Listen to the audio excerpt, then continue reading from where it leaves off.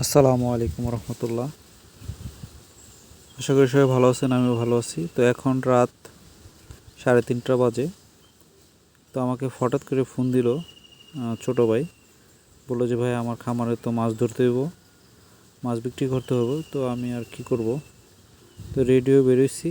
অনেক অন্ধকার, পুকুর আমাদের বাড়ির থেকে মোটামুটি পাশেই।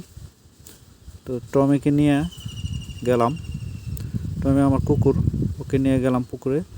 মোটামুটি পুকুরটা অনেক বড় ছিল এবং আমরা 6 জনে মিলে জাল টান দিলাম।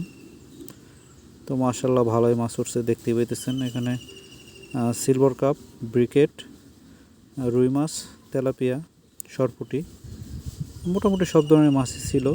তো প্রথম খেয়েতে মাশাআল্লাহ আমাদের প্রচুর মাছ উঠছিল। তো আমরা এত মাছ তো আসলে বাজারে নিয়ে যাওয়া সম্ভব না। ছোটো হাট আমাদের বাড়ির পাশেই, দেখতেই পাচ্ছেন। মাছ ধরে আমরা অটো দিয়ে নিয়ে যাচ্ছি এবং দুই পাশে গজারি বন। এবং আসলে গাজীপুরের বিখ্যাত এই গজারি গাছ, গজারি বন।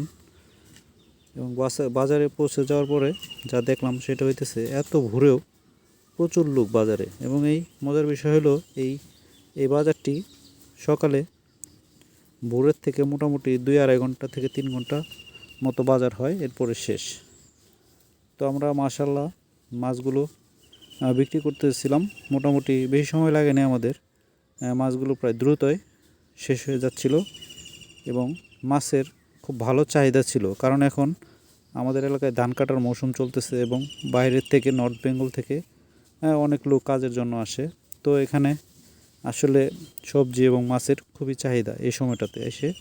তো আল্লাহর রহমতে তেমন একটা সমস্যা হয় নাই, খুব তাড়াতাড়ি দ্রুত আমরা মাছগুলো সেল করে ফেলেছি। তো আসলে ভিডিওটি যদি ভালো লাগে লাইক শেয়ার করে দেবেন। আসসালামু আলাইকুম।